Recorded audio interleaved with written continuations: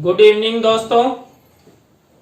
CDRK Saini competition classes में आप सभी का हार्दिक स्वागत है, अभिनंदन है।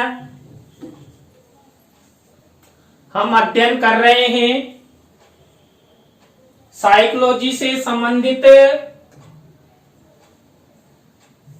जो REET RPSC, CTET, UP TET में जो महत्वपूर्ण टॉपिक है उन टॉपिक के बारे में अधिगम के सिद्धांतों का हम अध्ययन कर रहे हैं। तो देखिए, जो आज की हमारी क्लास होगी इसमें हम सामाजिक अधिगम सिद्धांत, देखिए सामाजिक अधिगम सिद्धांत है, उस सिद्धांत का सामान्य परिचय कि ये किनके द्वारा प्रतिपादित किया गया, इसके प्रमुख तथ्य कौन कौन से हैं, प्रमुख बिंदु कौन कौन से हैं, और जो ये सिद्धांत है इसके अंतर्गत प्रमुख तथ्यों का अध्ययन हमारे द्वारा किया जाएगा। तो आप सब बने रहे हमारे साथ। देखिए, जो सामाजिक अधिगम सिद्धांत है, सामाजिक अधिगम सिद्धांत को हम प्रेक्षणात्मक अधिगम सिद्धांत के नाम से भी जानते हैं। प्रेक्षणात्मक मतलब भेजना, किसी दूसरे के द्वारा किसी अन्य व्यक्ति को कुछ भेजना, ग्रहण करना और अनुकरण करना। इसके बाद देखिए, इसे निरीक्षणात्मक अधिगम सिद्धांत के नाम से भी जाना जाता है। देखिए, जो निरीक्षणात्मक अधिगम सिद्धांत है इसमें अवलोकन या निरीक्षण द्वारा अधिगम किया जाता है। और देखिए, जो ये सिद्धांत है सामाजिक अधिगम सिद्धांत, ये एल्बर्ट बंडूरा द्वारा हमें प्रदान किया गया है, प्रतिपादित किया गया है। ये जो एल्बर्ट बंडूरा थे, ये कनाडा यानी कि संयुक्त राज्य अमेरिका से विलोम रखते थे। इन्होंने 1963 में सामाजिक अधिगम सिद्धांत का प्रतिपादन किया था। तो देखिए, सबसे पहले हम सामाजिक अधिगम सिद्धांत के जो प्रमुख तथ्य हैं उनके बारे में अध्ययन करते हैं कि इस सिद्धांत के प्रमुख तथ्य कौन कौन से हैं। तो सबसे पहला तथ्य है, बंडूरा को प्रेक्षणात्मक अधिगम का प्रवर्तक माना गया है। देखिए, आपकी परीक्षा में पूछा जा सकता है कि जो प्रेक्षणात्मक अधिगम है उसका जनक कौन है, प्रवर्तक कौन है। तो कौन है? Bandura, Albert Bandura. इसके बाद देखिए, जो प्रेक्षणात्मक अधिगम दूसरों को प्रेक्षण करने से होता है, प्रेक्षण मीन्स भेजने से होता है। अधिगम करता अनुकरण द्वारा अधिगम करता है। देखिए, जब प्रेक्षणात्मक अधिगम दूसरों को प्रेषित किया जाता है, प्रेषण किया जाता है, तो जो अधिगम करता होता है यानी कि सीखने वाला, अधिगम करता किसे कहते हैं? सीखने वाले को अधिगम करता कहते हैं। तो अधिगम कर्ता द्वारा अनुकरण करके, यानी कि देखिए, जिस व्यक्ति ने प्रेक्षण किया यानी कि जैसा व्यवहार किया उसको देखकर वैसा ही व्यवहार करना अनुकरण कहलाता है। तो अनुकरण द्वारा अधिगम करता है। कौन है? अधिगम करता। इसके बाद देखिए, दूसरा तथ्य, सामाजिक अधिगम में व्यक्ति हो या बालक हो सामाजिक व्यवहारों के द्वारा सीखता है। सीखना मीन्स अधिगम करता है, इसलिए इसे सामाजिक अधिगम सिद्धांत भी कहते हैं। देखिए, आपसे प्रश्न पूछा जा सकता है कि सामाजिक अधिगम सिद्धांत क्यों कहते हैं। इस सिद्धांत को जो एल्बर्ट बंडूरा द्वारा जो सिद्धांत प्रतिपादित किया गया उसे सामाजिक अधिगम सिद्धांत क्यों कहते हैं? क्योंकि देखिए, सामाजिक व्यवहारों के द्वारा जो भी सीखा जाता है हमारे समाज में, जो भी घटित होता है, जो भी प्रेक्षण द्वारा हम अनुकरण करते हैं, उन सबको समाज के कुछ लक्षण, कुछ घटनाएं, कुछ तथ्यों के द्वारा व्यक्ति हो या बालक हो वो सीखता है, इसलिए इसे सामाजिक अधिगम सिद्धांत भी कहते हैं। इसके बाद देखिए, इस सिद्धांत में व्यक्ति या बालक सामाजिक व्यवहार के साथ साथ, यानी कि देखिए यहां पर सामाजिक अधिगम सिद्धांत कहा है, तो सामाजिक व्यवहार के साथ साथ क्या करता है, जो समाज में घटित घटनाएं होती है उन सब घटनाओं को अनुकरण के द्वारा, अवलोकन के द्वारा और अंतः क्रियाओं के द्वारा अधिगम करते। कौन? समाज के बालक हो या व्यक्ति हो, वो अनुकरण के द्वारा, अवलोकन के द्वारा और अंतः क्रियाओं के द्वारा क्या करते हैं, अधिगम करते हैं, यानी सीखते हैं। इसलिए यह सिद्धांत किस नाम से जाना जाता है? यह सिद्धांत निरीक्षणात्मक अधिगम सिद्धांत के नाम से भी जाना जाता है। तो देखिए, इस सिद्धांत के जो हमने 3 अन्य नाम पढ़े थे, प्रेक्षणात्मक अधिगम सिद्धांत, सामाजिक अधिगम सिद्धांत और निरीक्षणात्मक अधिगम सिद्धांत, तो ये क्यों कहा जाता है इसके बारे में हमने अध्ययन किया। इसके बाद हम देखते हैं, इस सिद्धांत में व्यक्ति या बालक प्रतिमान का अवलोकन करता है। प्रतिमान मीन्स मॉडल्स, यानी समाज में जो व्यक्ति होते हैं, महापुरुष होते हैं या प्रौढ़ होते हैं या कोई वस्तु होती है, उस प्रतिमान को का अवलोकन कर, उसका अनुकरण कर तथा प्रतिमान यानी मॉडल्स के प्रति अंतर क्रिया करते हैं। कौन? व्यक्ति या बालक, जिससे उन्हें क्या होता है, अधिगम होता है। अधिगम मीन्स सीखता है, लर्निंग होती है। और आप सभी को पता है, हम जो लर्निंग है, अधिगम है, करके सीखते हैं, लर्निंग बाय डूइंग। अब ये लर्निंग बाय डूइंग हम किसी दूसरे को देखकर, अनुकरण कर, अनुक्रिया कर सीखते हैं और अधिगम करते हैं। इसके बाद देखिए, इस सिद्धांत में व्यक्ति या बालक को सामाजिक घटनाओं से अवगत कराया जाता है। देखिए, समाज में जितनी भी घटनाएं घटित होती है, उन सब घटनाओं को व्यक्ति हो या बालक हो, उनसे अवगत कराया जाता है।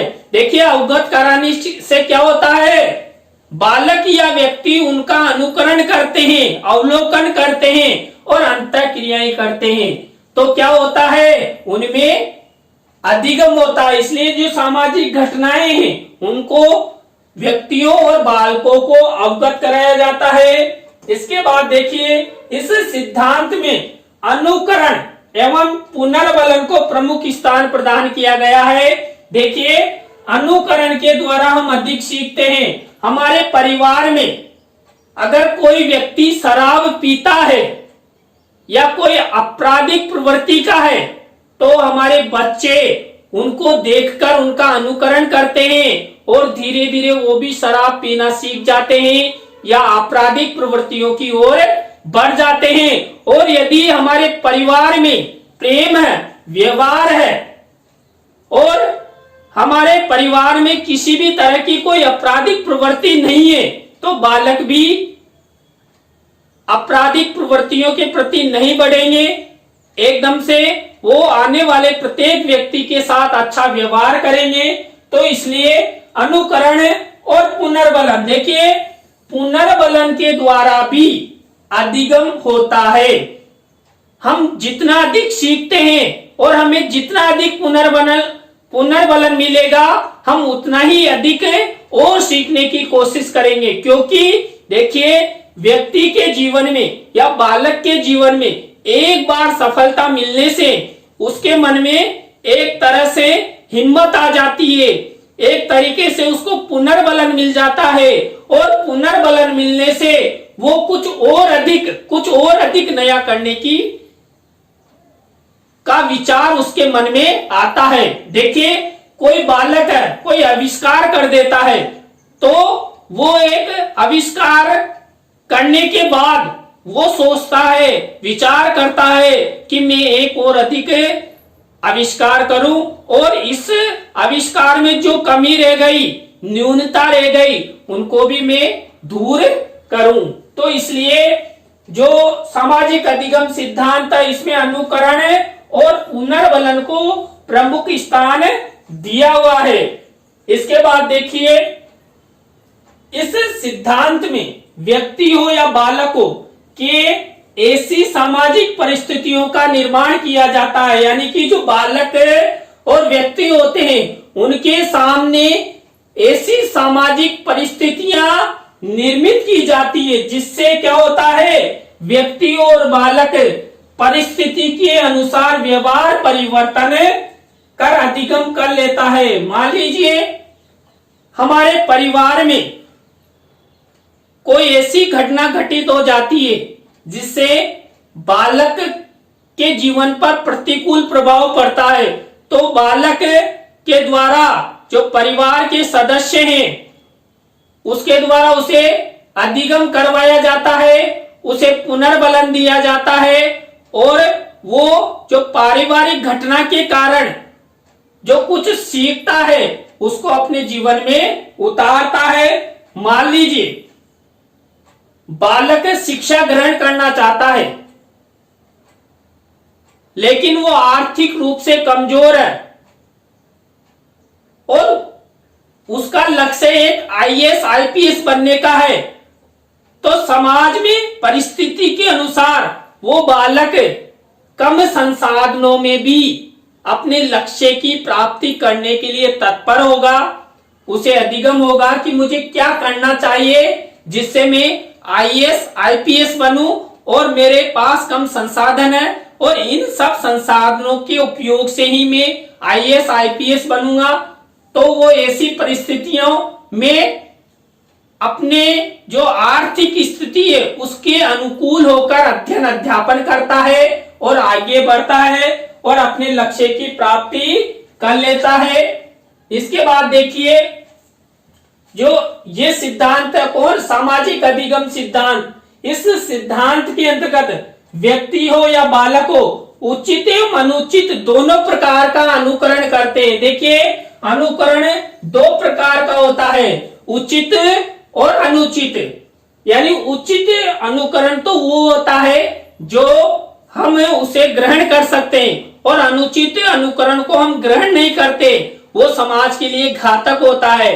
तो इस सिद्धांत में बालक या व्यक्ति के सामने जैसी परिस्थिति आएगी उन परिस्थितियों के साथ वो उचित भी अनुकरण कर सकता है और अनुचित अनुकरण भी कर सकता है। मान लीजिए कोई बालक शराब पीते हुए व्यक्ति को देखकर शराब पीने लग जाता है, तो ये क्या हुआ, अनुचित अनुकरण, क्योंकि ये समाज के लिए घातक है कि शराब पीना स्वास्थ्य के लिए हानिकारक है, तो वो अनुचित अनुकरण हुआ। और मान लीजिए घर में कोई मेहमान आता है और पिताजी उससे नमस्कार के लिए कहते हैं, तुरंत पिताजी द्वारा उस मेहमान के साथ नमस्कार करते ही बालक भी उठ खड़ा होकर उनके चरणों को स्पर्श करता है और नमस्कार करता है। तो ये क्या हुआ, एक आदर्श उचित अनुकरण हुआ। इसके बाद देखिए, इस सिद्धांत में व्यवहार को दोहराने अनुकरण करने पर पुनर्बलन की प्राप्ति होती है। देखिए हम जितना अधिक अपने व्यवहार को दोहराएंगे, रिपीट करेंगे, तो हमें क्या मिलेगा, अनुकरण से पुनर्बलन की प्राप्ति होगी। और पुनर्बलन से क्या होता है, जो अधिगम कर्ता का व्यवहार है ना, वो और अधिक जो उसने सीखा है उससे और अधिक सीखने की वो कोशिश करता है। जो देखिए, जो अधिगम कर्ता द्वारा अच्छा व्यवहार किया जाता है, उस व्यवहार से उस अधिगम कर्ता का जो अधिगम है, जो सीखी गई विषय वस्तु है, वो और अधिक क्या हो जाएगी, सुदृढ़ हो जाएगी। इसलिए इसे क्या कहा, सुदृढ़ अधिगम होता है। इसके बाद लास्ट है, इस सिद्धांत में अधिगम को मॉडलिंग भी कहा जाता है। देखिए इस सिद्धांत में अधिगम को मोल्डिंग क्यों कहा गया है, आपकी परीक्षा में कई बार पूछा गया है। देखिए, इसे मोल्डिंग इसे इसलिए कहा गया है कि समाज में जो भी प्रतिमान, जो भी मोल्डिंग होती है, उनका अनुकरण समाज के व्यक्ति करते हैं, बालक करते हैं। तो इसलिए सामाजिक अधिगम सिद्धांत में समाज में जो उचित क्रियाएं हैं वो अधिक से अधिक हो, सकारात्मक अभिवृत्तियों का निर्माण हो, जिससे बालक और व्यक्ति अधिक से अधिक उचित अनुकरण करे और अपने जीवन को सफल करे, अपने लक्ष्यों की प्राप्ति करे। तो आज की क्लास में हमने जो सामाजिक अधिगम सिद्धांत है उसके सामान्य परिचय का अध्ययन किया, उसके जो प्रमुख तथ्य हैं उनका अध्ययन किया। आपको वीडियो कैसा लगा कमेंट्स में जरूर बताएं, और यदि आपने मेरे चैनल को सब्सक्राइब नहीं किया है तो शीघ्र सब्सक्राइब कर लेवें। नए टॉपिक के साथ हम आपसे फिर मिलेंगे। धन्यवाद।